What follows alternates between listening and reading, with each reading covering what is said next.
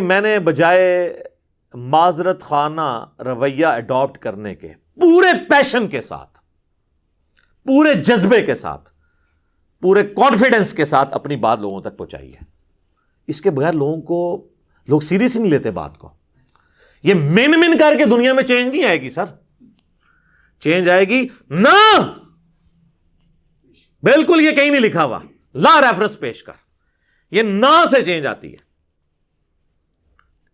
یہ ویسے ایک جز ہے، ویسے تو پورا شعر ہے کہ نہ میں وابی نہ میں بابی، میں ہوں مسلم علمی کتابی۔ اور اس کا جو فائنل ورژن ہے وہ ہے کہ مرنے سے پہلے اے مسلمان کر لے اس پہ غور، کتابوں کا خدا اور ہے بابوں کا خدا اور۔ جس کا تعارف کتابوں سے ہوتا ہے نا وہ اللہ اور ہے، اور جو بابے جس کا تعارف کرواتے ہیں وہ اپنے ذوم میں تو اسی اللہ کا کروا رہے ہیں، لیکن وہ تعارف اللہ کا نہیں ہے۔ تو چونکہ میں پورے کانفیڈنس سے بات کرتا ہوں تو بعض اوقات لوگ یہ بھی سمجھتے ہیں یہ تکبر میں کر رہا ہے، نہیں تکبر نہیں، یہ میرے ایمان کا تقاضا ہے۔ میں ذرا سا بھی کانفیڈنس لوز کر جاؤں تو اس کا مطلب ہے میرا قرآن و سنت پہ ایمان ہی نہیں ہے۔ یعنی جس طرح آپ کا یہ ایمان ہے نا کہ 2 + 2 4 ہوتے ہیں، زمین و آسمان کے سارے بزرگ فرشتے، یہ بالفرض میں کہہ رہا ہوں، جنات، قبر سے نکل کر مردے بھی آپ کو یہ منوانے کی کوشش کریں کہ 2 + 2 5 ہوتے ہیں، آپ مان لیں گے؟ اس سے اگلی بات، کوئی چاند کے 2 ٹکڑے کر دے، سورج کے 4 ٹکڑے کر دے، آسمان کو زمین پہ لے آئے، زمین کو آسمان پہ لے جائے، یہ بالفرض، اور کہے کہ یہ دلیل ہے کہ 2 + 2 5 ہوتے ہیں، آپ مانیں گے؟ تو آپ کی شعبدہ بازیاں جو صرف خوابوں میں، کتابوں میں آپ کے بابوں نے لکھی، جو حقیقت میں ایگزسٹ نہیں کرتی، ان شعبدہ بازیوں کے اگینسٹ آپ تو 2 + 2 کو 5 ماننے کے لیے تیار نہیں، تو میں قرآن و سنت کو غلط ماننے کے لیے کیسے تیار ہو جاؤں؟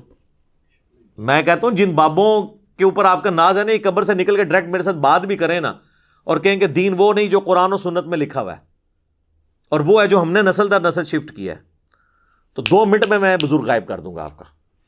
میں پڑھوں گا لا حول ولا قوت الا باللہ، شیطان ہوگا چیخ مار کے ادھر سے چلا جائے گا، کوئی قبر سے باہر نکل نہیں سکتا۔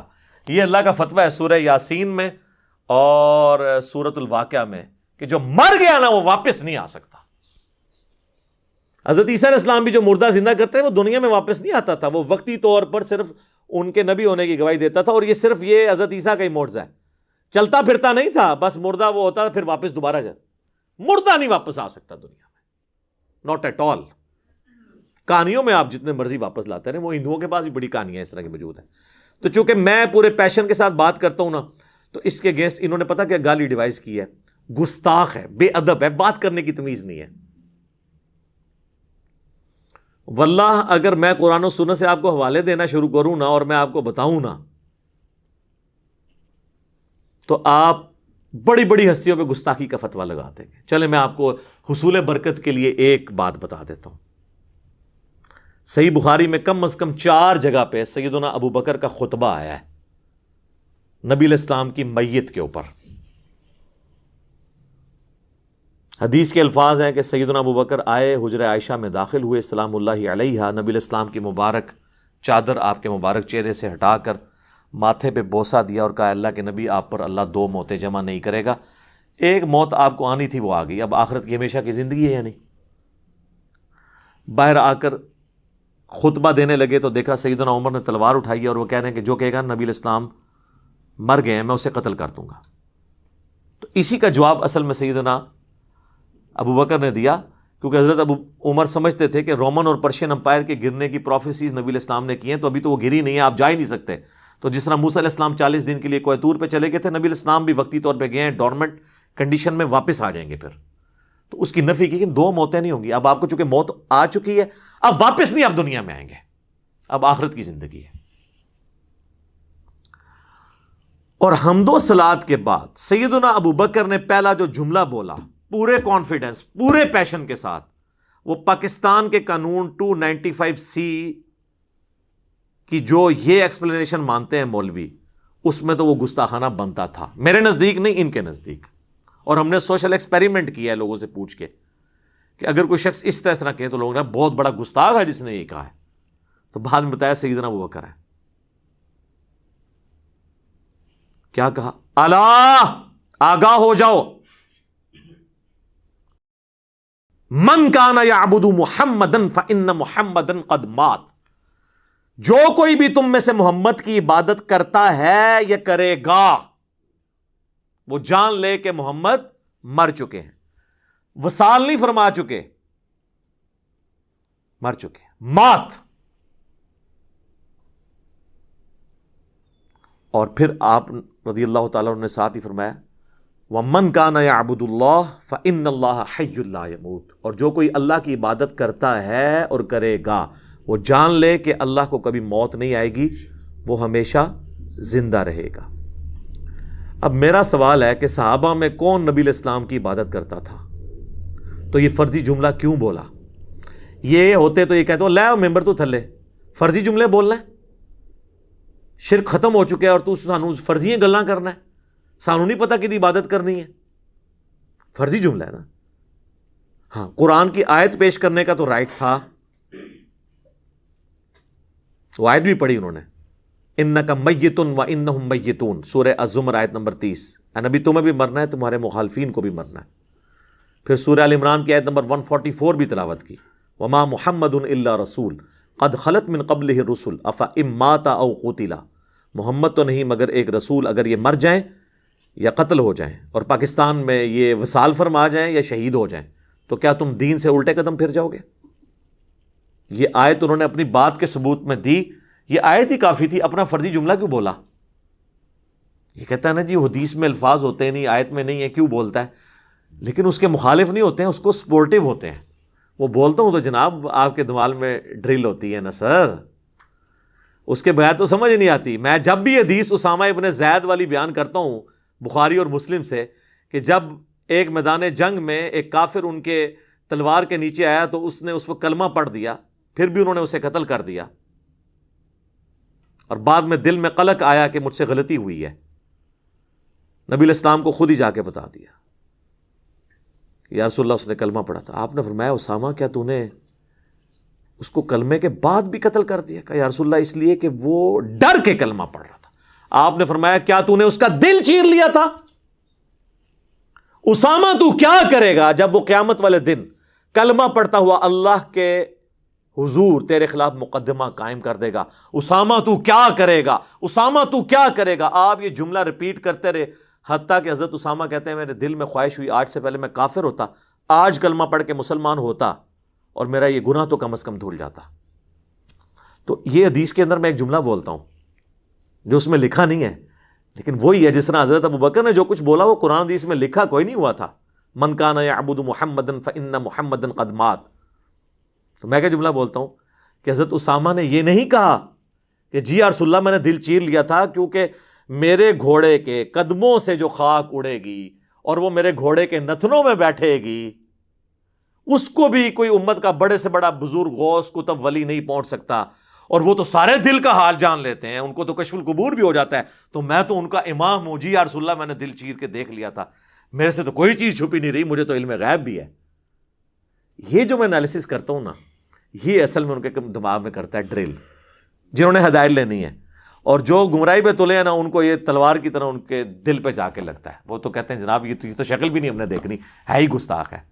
سر آپ نے حضرت ابوبکر کے ساتھ بھی یہی کچھ کرنا تھا، اگر آپ کو یہ بتایا نہ جائے کہ ان کا خطبہ ہے، کیونکہ آپ لوگوں نے تو کہانی کرائی ہے کہ نبی علیہ السلام کو زندہ دفنایا گیا۔ جی وہ آپ کو جب دفنا رہے تھے اس وقت بھی ہونٹ ہل رہے تھے اور امتی امتی کی آوازیں آ رہی تھی۔ جی یہ دیوبند مدرسے کے بانی قاسم نانوتوی نے اپنی کتاب آب حیات میں لکھا ہے، یا تو نبی والی کتاب میں، وہ صحابہ جنہوں نے اپنی جانیں دی ہیں حضور کو بچانے کے لیے انہوں نے زندہ آپ کو دفنا دیا۔ ظاہر ہے پھر ہونٹ تو پھر اگر ہل رہے تھے، آخرت کی زندگی میں تو ہونٹ نہیں ہلتے، آخرت کی زندگی میں تو سانس بھی نہیں ہوتا، آخرت کی زندگی میں ٹوائلٹ بھی نہیں ہوتا، یہ تو ساری دنیاوی زندگی کی چیز ہے۔ اور عباس رضوی صاحب جو بریلوی عالم ہیں انہوں نے حیات النبی پہ کتاب لکھی، جو امام بیہقی کی کتاب ہے نا حیات الانبیاء فی قبورہم، اس کی شرح لکھی انہوں نے، تو اس میں انہوں نے آب حیات کے اس جملے کو کوٹ کر کے کہا کہ تم لوگ جو ہے نا وہ اس کو قاسم نوتوی کو کچھ نہیں کہتے، ہمارا کم از کم یہ والا عقیدہ نہیں جو دیوبندیوں کا ہے، ہم کہتے ہیں کہ حضور فوت ہو گئے ہیں۔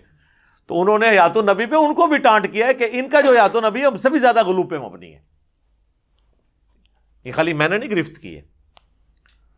تو علمی طریقے سے معاملات کو لے کے چلیں. اب یہ میں نے یہ ساری باتیں کوئی پوائنٹس میں لکھی نہیں ہوئی تھی, یہ تو میں پھر 2-3 گھنٹے بولتا رہوں گا, باتیں ختم نہیں ہوں گی, لیکن جو میں سمجھتا ہوں نا ضروری میں اس کو ساتھ ساتھ کلیئر کروں تاکہ آپ کو یہ بات سمجھ آ جائے کہ یہ گستاخی اور جو بے ادبی کا فتویٰ لگاتے ہیں نا یہ خام خواہ ہے. حالانکہ آپ لوگ گواہ ہیں, میں ہمیشہ اعلیٰ حضرت امام احمد رضا بریلوی صاحب کہتا ہوں, حالانکہ مجھے کئی لوگوں نے کہا اعلیٰ حضرت کیوں کہہ رہے ہیں, پھر کیا فرق پڑتا ہے؟ اگر اعلیٰ حضرت لفظ سن کے کوئی بندہ توحید ماننے کے لیے تیار تو میں جناب 10 دفعہ اعلیٰ حضرت کہنے کے لیے تیار ہوں. ٹھیک ہے, ان کے بقول ہے نا, کیا فرق پڑتا ہے؟ میں نے ہمیشہ کہا اشرف علی تھانوی صاحب, تو کیا یہ بریلوی علماء کہتے ہیں؟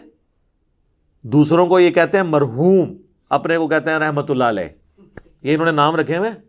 ایون طارق جمیل صاحب جیسے ماڈریٹ شخصیت بھی انہوں نے کہا مولانا احمد رضا خان بریلوی مرحوم, انہوں نے بھی رحمت اللہ علیہ نہیں کہا, ان کی آڈیو ریکارڈنگ موجود ہے. اگر آپ کہتے ہیں نا وہ کہہ سکتے ہیں, ان کو کیا آپ کہتے ہیں؟ ہاں جی, کبھی نہیں کہیں گے سر. کیسے کہیں؟ وہ میں آپ کو اینڈ پہ بتاؤں گا کیوں نہیں کہہ سکتے, وہ میں نے آخر میں رکھا ہوا ہے, 5واں مقدس جو جرم ہے وہ میں اینڈ پہ آپ کو بتاؤں گا. تو ہم لوگ تو اللہ کا شکر ہے احترام سے نام لیتے ہیں, ورنہ یقین کریں جن لوگوں نے چشتی رسول اللہ یا اشرف علی تھانوی رسول اللہ کلمے پڑھائے یا انڈورس کیے, یہ کتابوں میں چھاپے, یہ سیدنا عمر کے زمانے میں ہوتے, تو آپ کیا سمجھتے ہیں حضرت عمر نے ان کو زبان سے سمجھانا تھا؟ تو میں حضرت عمر سے 1 کروڑ گنا کم اپنے مزاج میں سخت ہوں. حالانکہ ان کو نبی علیہ السلام کی صحبت بھی ملی تھی, اس کے باوجود ان کی طبیعت کی سختی نہیں گئی. تو میں نے تو آج تک تلوار نہیں سونتی, تو میری نرمی بہت زیادہ ہے ان سے. یہ میں آپ کو ایک علمی بات کر رہا ہوں, آپ یہ نہ کہ کل کو کوئی کہہ دے کہ میں نے اپنا مرتبہ ان سے بڑھا دیا ہے.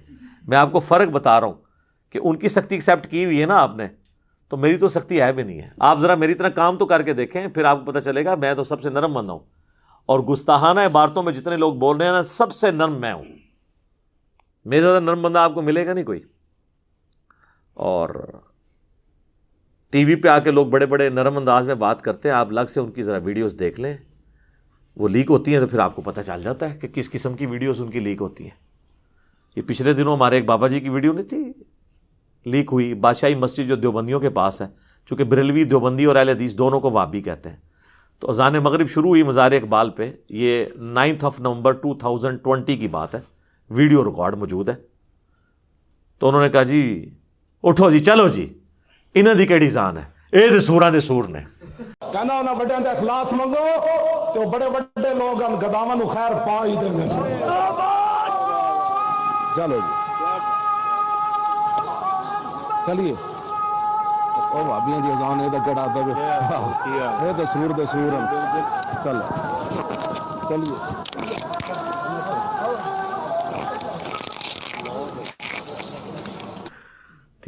سر یہ اتنا بڑا انہوں نے اس جملے کی شرح پہ کتابیں لکھی جا سکتی ہیں جو انہوں نے کہا ہے. ایک انہوں نے سمندر کوزے میں بند کر دیا. یہ بے شک کہتے رہے ایک تسبیح میں پروئے میں ہمارے مطالبات آپ کے سامنے ہیں. ہم آپ کو بارہا یہ کہہ چکے ہیں کہ اہل حدیث دیوبندی اور بریلوی اتحاد ایک تسبیح کی طرح ہو چکا ہے, ایک قوت اور طاقت بن چکا ہے. تو آڈی تسبیح ورڈ کیوں نہ پرے سٹی ہے, ٹھیک ہے, تو انہوں پھر بھی توفیق نہیں ہو رہی. اس کی شرح یہ ہے کہ جس طرح جو ہے نا سور یہ روئے ارض پہ مردود ترین جانور ہے نا, پلید ترین, مطلب ہے تو اللہ کی مخلوق ہے, وہ اپنی جگہ, اس کو ویسے مارنا بھی نہیں ہے کہ بھئی اللہ نے اس کو اگر پلید بنایا تو اس کو ہم نے قتل کر دینا, نہیں, بس اس کا گوشت حرام ہے. تو جس طرح روئے ارض پہ تمام مخلوقات میں سب سے یہ پلید خنزیر اور سور ہے نا, اس طرح روئے ارض پہ تمام لوگوں میں سب سے پلید جو ہے نا ان کے نزدیک وہ وہابی ہیں. اور وہابی انہوں نے اس وقت دیوبندیوں کو کہا, اہل حدیث کو تو وہ پہلے ہی وہابی مانتے ہیں, دونوں کو وہ کمبائنڈ وہابی کہتے ہیں. تو اب آپ کو اس بات کی سمجھ آئے گی کہ ان کی اذان کا کیا احترام. یہ تو سوروں دے سور نے, سوراں دے سور, یعنی جس طرح اس روئے ارض پہ سب سے بدترین سور ہے نا, اس طرح سوروں کے اندر اگر سب سے بدترین سور کوئی ہو سکتا ہے نا تو وہ وہابی ہیں ان کے نزدیک. شرح سمجھ آئی؟ یہ ہم ہی کر سکتے ہیں جو خود ان کے اندر رہا ہو. تو یہ ان کا اپنا ہی انداز ہوتا ہے بات کرنے کا. میں جو کچھ بیان کرتا ہوں پیشن کے ساتھ علمی دلائل رکھتا ہوں, کبھی کبھار کوئی سلپ آف ٹنگ ہو جائے تو وہ پورے کا پورا میرا ایک سمجھ لیں نیریٹو نہیں ہوتا. اوورآل میں ہی ہوں اعلیٰ حضرت لفظ بولتا ہوں, اشری تھانوی صاحب بولتا ہوں, امام ابن تیمیہ بولتا ہوں, ٹھیک ہے نا. کبھی میں نے نہیں کہا گستاخ ابن تیمیہ اس طرح کر کے میں ایک لفظ ساتھ جوڑ بول کے تو ساتھ بولوں اس طرح. یہ تو احترام سے ایک دوسرے کا نام نہیں لیتے. رہ گا پیشن, تو یہ تو نبی الاسلام کا سٹائل ہے. صحیح مسلم میں حدیث ہے, اور یہ حدیث امام جعفر نے روایت کی ہے امام محمد باقر سے, جو محمد بن علی بن حسین بن علی ہیں, یعنی حسین ابن علی کے پوتے, امام زین العابدین کے بیٹے. اور انہوں نے جابر بن عبداللہ سے کہ نبی علیہ السلام جب کبھی بھی ممبر پر چڑھتے تو آپ علیہ السلام جب تقریر کرتے تو آپ کی آواز بلند ہو جاتی, غصے میں اضافہ ہو جاتا, آنکھیں سرخ ہو جاتی, جس طرح کوئی جرنیل اپنی فوج کو تیار کر رہا ہو. اس طریقے سے آپ جب بھی ممبر پہ چڑھتے تو گفتگو کرتے تھے. یہ پیشن والا سٹائل سنت سٹائل ہے. اس سٹائل کا مذاق اڑانا نبی الاسلام کا مذاق اڑانا ہے, نعوذ باللہ. لیکن چونکہ ان جاہلوں کو پتہ ہی نہیں, نہ انہوں نے قرآن پڑھا نہ حدیث, یہ تو اپنی فقہ کی کتابیں اور دورہ حدیث کرتے ہیں, اور اس کے بعد پھر ان کو یعنی وہ دورہ حدیث صحیح طرح کیا نہیں ہوتا, ان کو دورے ہی پڑھتے رہتے ہیں اپنی فقہ کے. پورا دورہ حدیث کیا ہوتا تو ان کو کچھ پتہ چلتا, ان کو فقہ کے دورے پڑھتے رہتے ہیں. پھر یہ صحیح مسلم میں 2005 نمبر حدیث ہے. تو یہ نبی الاسلام کا سٹائل ہے. اور اس کے بعد آپ علیہ السلام کہتے ہیں میں اور قیامت اس طرح ساتھ بھیجیں گے جس طرح یہ 2 انگلیاں. اور پھر آپ کہتے ہیں فَإِنَّ خَيْرَ الْحَدِيثِ كِتَابُ اللَّهِ وَخَيْرَ الْهَدِي هَدْيُ مُحَمَّدٍ صلی اللہ علیہ وآلہ وسلم وَشَرَّ الْأُمُورِ مُحْدَثَاتُهَا وَكُلَّ مُحْدَثَةٍ بِدْعَةٍ وَكُلَّ بِدْعَةٍ ضَلَالَةٍ وَكُلَّ ضَلَالَةٍ فِي النَّارِ. یہ آپ کا خطبہ ہوا کرتا تھا صلی اللہ علیہ وآلہ وسلم. اب لہٰذا کسی عالم دین کے ساتھ میرا کمپیریزن نہ کروائیں. کروانا ہے آپ نے پیشن کا تو ڈاکٹر اسرار صاحب سے کروائیں, تو آپ کو وہاں پہ بھی یہ سٹائل نظر آئے گا. رہ گیا میرے موضوعات, تو وہ تو دنیا میں کسی نے ان موضوعات کو ٹچ نہیں کیا, کیونکہ اس کے ساتھ تو بہت بڑی دنیاوی نقصانات, ایون جان کا نقصان جوڑا ہوا ہے. لہٰذا کہنا جی طارق جمیل صاحب کتنا میٹھا بولتے ہیں, جی مجھے وہ لیکچر بتائیں جس میں انہوں نے چشتی رسول اللہ اور اشرف تھانوی رسول اللہ کا رد کیا اور بڑے میٹھے انداز میں لوگوں کو سمجھایا کہ یہ کلمات نہیں ہوتے, یا آپ بھی کہہ کے ریکارڈ کروا دیں. تو آپ 2 مختلف چیزوں کو کمپیئر کروا رہے ہیں. آپ گولف کے بال کا مقابلہ کرکٹ کے بال کے ساتھ کروانا چاہ رہے ہیں, ان کے ٹاپکس ہی نہیں ہیں. چلیں آپ خود کر کے بتا دیں ذرا, پھر آپ کو پتہ چل جائے گا آپ کے ساتھ جو ہوگی کتنا عرصہ آپ سروائیو کریں گے. تو میں تو اللہ کا شکر ہے پھر بھی بڑا نرم ہوں. اور اگر یہ علماء مجھے مخلص ہوتے نا سمجھانے میں, تو ہوتا یوں کہ میرے پاس آتے اکٹھے ہو کر بریلوی علماء اور مجھے کہتے ہیں کہ دیکھیں آپ تھوڑی سی یزید کے معاملے میں نرمی کریں, آپ ہر معاملے میں اہل حدیث کو یزید والے مسئلے میں اتنا رگڑا لگاتے ہیں, ان کے بیچاروں کے چڑیا جتنے دل دکھ جاتے ہوں گے, آپ بار بار یزید کو کنڈیم کرتے ہیں, بار بار. ہاں ٹھیک ہے ہم بھی مانتے ہیں کہ یزید نے برا کام کیا, لیکن اہل حدیث ہمارے بھائی ہیں, ان کے دل دکھتے ہوں گے, آپ یزید والا ٹاپک چھوڑ ہی دینا. یہ کہیں گا کبھی کوئی بریلوی؟ کیا کہے گا؟ منڈ کے رکھو انہوں, چک کے رکھو کام, انجینئر صاحب چک کے رکھو. یہی لکھا ہوتا ہے کامنٹس میں, کام چک کے رکھو.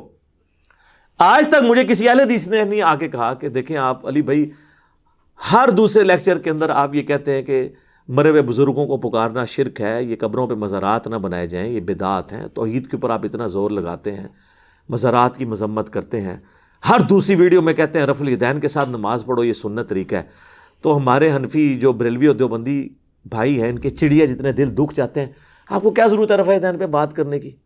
آپ چپ کر کے بس اپنا ایک بات کریں, ان کے دل دکھ جاتے ہوں گے. کبھی نہیں کوئی, اللہ کے فضل سے اس کے بعد بھی کوئی نہیں آ کے سمجھائے گا. میں تھوڑی بوتھیے تو اندازہ لا لیں گے تسی ایکٹنگ پہ کر دے ہو یا تسی اندروں پہ بول دے ہو, پتہ لگ جاتا ہے. منو زیادہ کون تمہیں پہچان سکتا ہے؟ بلکہ سونگ کے بھی دس دیں گا. آپ نہیں مطلب سونگ کے بتا نہیں دیتے. آپ مجھے بتائیں ایک بندہ آپ کے سامنے آئے جس کے بال بکھرے ہوں, اتنی لمبی داڑھی ہو اور آدھی پنڈلی تک اس نے شلوار اٹھائی ہو, تو آپ کو وہم بھی آئے گا کہ یہ بریلوی ہے؟ ہاں. اسی طریقے سے ایک بندہ جو ہے خوبصورت سی ایک مٹھی کے برابر بالکل گول کر کے داڑھی اور ایک سخت سی ٹوپی اس نے پہنی ہو اور مجھے صاف کی ہوں, آپ کو یہ وہم بھی آئے گا کہ یہ جو ہے وہ اہل حدیث ہے؟ آپ کہیں گے دیوبندی تبلیغی ہے.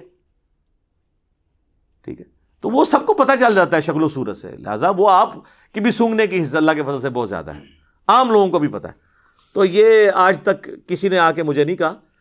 تو میں تو اللہ کا شکر ہے کہ میں علماء کے اصول اور مبادی کے اوپر ہی ان کو سمجھاتا ہوں. اس سے بہتر دنیا میں کوئی طریقہ نہیں ہو سکتا. اور یہ قرآن نے ہمیں سکھایا, تعالوا الی کلمۃ سواء بیننا و بینکم. یہود و نصارہ کے ساتھ بھی آپ کامن ٹرم کے اوپر اکٹھے ہو سکتے ہیں. سورہ آل عمران کی آیت نمبر 64 ہے. تو میں کامن ٹرم پہ اکٹھا ہوتا ہوں. میں بریلویوں سے کہتا ہوں کہ دیکھو, میں خود 31 سال بریلوی رہا, مجھے بچپن سے یہ چیز بتائی گئی کہ دیوبندیوں کے امام نے اشرف علی رسول اللہ کلمے کو انڈورس کیا تھا, لہٰذا یہ گستاخ رسول ہیں. تو میرے بھائیوں میں یہ مانتا ہوں, آپ بھی مانتے ہو؟ کہتے ہیں جی مانتے ہیں. تو اب تو یار وہ چشتی رسول اللہ نکلا ہے حشر بہشت میں, تو ہونا تو چاہیے کہ جناب چاہے اشرف علی تھانوی رسول اللہ یا چشتی رسول اللہ ہے, دویاں دی ایسی تھی تیسی. تو کہتے ہیں نہیں وہ پوچھیں گے. تو اس کے بعد کیا ہے, دو نمبری کر رہے ہیں, اپنے آپ کو دھوکہ دے رہے ہیں, ان کو نہیں پتا. یہ میں کٹر لوگوں کی بات کر رہا ہوں, باقی تو لوگ قبول کر لیتے ہیں. ہماری دعوت سب سے زیادہ بریلویوں نے قبول کی ہے. اس سے بہتر کوئی اصول اور موادی نہیں ہے. میں دیوبندیوں سے کہتا ہوں کہ میرے بھائیوں آپ کا کیا جھگڑا بریلویوں کے ساتھ, دونوں حنفی, دونوں ایک ہی روحانی باپ کی اولاد فقہی طور پہ. مسئلہ کیا ہو؟ کہتے ہیں یہ مشرک ہیں, قبروں سے ان کے بڑے غلط عقیدے ہیں. تو میں کہتا ہوں میرے بھائی یہ تو آپ کے بھی جو سوانح قاسمی کے اندر لکھا ہوا ہے کہ قاسم نانوتوی جنہوں نے مدرسہ دیوبند بنایا تھا, وہ اپنے مرنے کے 6 سال کے بعد خواب میں نہیں بیداری میں قبر سے نکلے, دیوبند کے 2 مولویوں کی صلح کروا کے واپس قبر میں چلے گئے. اب ہونا تو یہ چاہیے کہ جناب ہونا بھی لکھا ہے تو وہ بھی ہوئی کچھ سن, لیکن جن کو ہدایت ملنی ہے وہ کہہ دیتے ہیں ٹھیک ہے. اہل حدیثوں سے میں کہتا ہوں میرے بھائیو آپ کو کیا مسئلہ ہے؟ وہ کہتے ہیں دیکھیں جی ہماری تو ہر چیز بخاری مسلم میں لکھی ہے, نماز کا طریقہ دیکھ لیں, فلاں چیز دیکھ لیں. تو ہم کہتے ہیں اچھا تو بخاری مسلم میں جو جو لکھا ہے, ہاں جی اس کی تو تمام متصل الاسناد مرفوع حدیث جو ہیں قطعی السند ہیں, اور یہ تو جو بخاری مسلم کو نہیں مانتا وہ تو گمراہ ہے, اہل سنت سے خارج ہے. ہم کہتے ہیں ٹھیک ہے ابھی چیک کر لیتے ہیں, آپ کو بھی ٹیسٹ لگا لیتے ہیں. تو سر صحیح بخاری اور مسلم دونوں میں حدیث موجود ہے, اور بخاری کا اس کا طریق ہے 2812. ہاں جی اب تو ویسے اس کا نمبر ہی بولے تو ساتھ ہی کھوتی مر جاتی ہے ندی, کہ نبی صلی اللہ علیہ وآلہ وسلم نے فرمایا وائے عمار تجھے ایک باغی جماعت قتل کرے گی, تو انہیں اللہ اور جنت کی طرف بلائے گا اور وہ جماعت دوزخ کی طرف بلا رہی ہوگی. تو ہم کہتے ہیں میرے بھیا پھر فیصلہ کرو کہ مولا علی کی پارٹی جنت اور اللہ کی پارٹی ہے, اور مولا علی کے مخالفین جو آل امیہ تھے وہ جہنم کی طرف بلانے والی پارٹی ہے. جہنمی نہیں میں کہتا, جہنم کی طرف بلانے والی. ساتھ ہی وہ بخاری مسلم کا بخار محبت ختم. یہ حدیثیں نہیں بیان کرنی چاہیے. ہم کہتے ہیں سر مسلم کا آپ مقدمہ پڑھیں, صحیح مسلم کے مقدمے میں لکھا ہے, امام مسلم میں نے خود لکھا ہے کہ میں تو عوام الناس کے لیے حدیثیں لکھ رہا ہوں. تم کہہ رہے ہو میں بیان نہیں کریں, تو چلیں مسلم کی آپ کو حدیث بیان کر دیتے ہیں, کریں جی. مسلم شریف میں 4776 نمبر حدیث ہے کہ عمر بن عاص خانہ کعبے کے سائے میں بیٹھے ہوتے ہیں, عبداللہ بن عمر بن عاص, اور ایک تابعی آ کے ان سے کہتا ہے عبد الرحمن بن عبد رب کعبہ, جب وہ حدیث بیان کرتے ہیں کہ امیر کی اطاعت کرنی ہے, تو کہتے ہیں یہ آپ نے اللہ کے نبی سے خود سنا تھا ان کا, میں کعبے کے سائے میں بیٹھا ہوں, میرے کانوں نے نبی علیہ السلام سے یہ خود سنا تھا کہ اطاعت امیر کرنی ہے, میری آنکھوں نے حضور کو دیکھا, میرے دل نے آپ کی بات یاد رکھی. تو انہوں نے کہا پھر اگر یہی بات ہے تو آپ کے چچا کا لڑکا معاویہ ابن ابی سفیان, چلیں ہم تو احترام سے نام لیں گے, رضی اللہ عنہما, جو ہمارے امیر ہیں اس وقت, وہ تو ہمیں حکم دیتے ہیں کہ ہم لوگوں کو ناحق قتل کریں اور لوگوں کا مال حرام طریقے سے ہڑپ کریں. جبکہ سورہ نساء میں آیت نمبر 29 میں اللہ تعالیٰ فرماتا ہے کہ اپنوں کو مت قتل کرو, یعنی ایک دوسرے کو, یعنی ایک دوسرے مسلمان ہی ہوتا ہے نا, اس لیے اس کو کہا کہ اپنوں کو گویا قتل کرنا ہے, ایک دوسرے کو قتل کرنا, اور ایک دوسرے کا مال حرام طریقے سے ہڑپ مت کرو. اب ہمیں بتائیں ہم اللہ کی بات مانیں کہ یا معاویہ کی بات مانیں؟ تو وہ خاموش ہو جاتے ہیں. ان کا تو خیال ہے خاموش ہو کے انہوں نے کہا ہوگا تجھے ایران سے فنڈ آتا ہے, کہیں تو انجینئر کی ویڈیو تو نہیں دیکھتا, تو نے کہیں ڈائریکٹ تو نہیں حدیث پڑھ لی. تو وہ سر اٹھا کے کہتے ہیں کہ جن کاموں میں معاویہ تمہیں اللہ کے حکم کے مطابق چلاتا ہے اس میں ان کی اطاعت کرو, اور جس میں وہ مخالفت کرے تم اس کی نافرمانی کرو. یہ حدیث جب ہم مسلم سے بیان کرتے ہیں تو یہ ماننے کے لیے تیار ہو جائیں گے. اور اس سے بڑی حدیث صحیح مسلم کی 240, علی سے محبت نہیں رکھے گا مگر مومن, علی سے بغض نہیں رکھے گا مگر منافق. بغض علی کی جتنی شکلیں ہیں وہ منافقت کی اولین علامتوں میں سے ایک علامت ہے. بس آپ یہ حدیث کسی سنی کی مسجد میں لگا کے دیکھیں تو شام تک وہاں پہ گڑبڑ شروع ہو جائے گی, چاہے وہ بریلوی ہو, دیوبندی ہو, اہل حدیث ہو. کیونکہ انہیں پتہ چل جائے گا کہ بھئی یہ تو کسی اور پلیٹ فارم سے بول رہا ہے، حالانکہ مسلم شریف ہمارا ہی پلیٹ فارم ہے، بخاری ہو مسلم، یہ دونوں ہمارے ہی پلیٹ فارم ہے۔ تو اس کے اوپر مجھے بتائیں اب اہل حدیث کو کیا غصہ کھانے کی ضرورت ہے؟ اسی طریقے سے اہل تشیع کی طرف آ جائیں، وہ تو خود اس چیز کا رونا روتے ہیں کہ آل امیہ کے دور پہ میں سیدنا علی پر ممبروں سے سب و شتم ہوتا تھا، تو تم نے وہی کام شروع کر دیا۔ میرے پاس تو کوئی شیعہ آتا، میں کہتا ہوں میرا تم سے بنیادی اختلاف یہ ہے کہ تم معاویہ کے ٹریک پہ اور میں علی کے ٹریک پہ ہوں۔ علی نے تو اپنے مخالفین کے لیے دعائیں بھی کی، ان کے جنازے بھی پڑھائے، اور اپنے ہاتھوں سے ان کو دفن بھی کیا، ان کی لاشیں اٹھائیں، ان پہ گریہ کیا، اور تم لوگ جو ہے وہ حضرت علی کے طریقے پہ نہیں چلتے ہو، اور ان لوگوں کے طریقے پہ چلتے ہو جنہوں نے 60 سال تک ممبروں پہ حضرت علی پہ لعنت کی، تم بھی صحابہ پہ لعنت کر کے انہی کے طریقے پہ ہو۔ تو آگے سے وہ بھی پریشان ہو جاتا ہے، اب اس سے بہتر اور کیا طریقہ ہے ان کو سمجھانے کا؟ تو ہم جس اصول اور مبادی، اسی کو میں نے اینٹی وینم، پھکی الزامی جواب نام دیا ہوا ہے۔ جیسے کوبرا سانپ کاٹ جائے نا تو اس کا علاج پھر کوبرے کے زہر سے ہوتا ہے، اسے کہتے ہیں وینم کا علاج اینٹی وینم، جو اس کے زہر سے بنتا ہے۔ تو میں اسی اصول کے اوپر ان کو جواب دیتا ہوں، اسے میں اینٹی وینم کہہ دیتا ہوں، پنجابی میں اسے پھکی کہہ دیتا ہوں، اردو میں اسے کہا جاتا ہے الزامی جواب، کہ ہاں بھئی اب اس پہ اگر یہ بات ہے تو تو بھی مان آؤ۔ تو یہ کسی کو برا نہیں لگنا چاہیے۔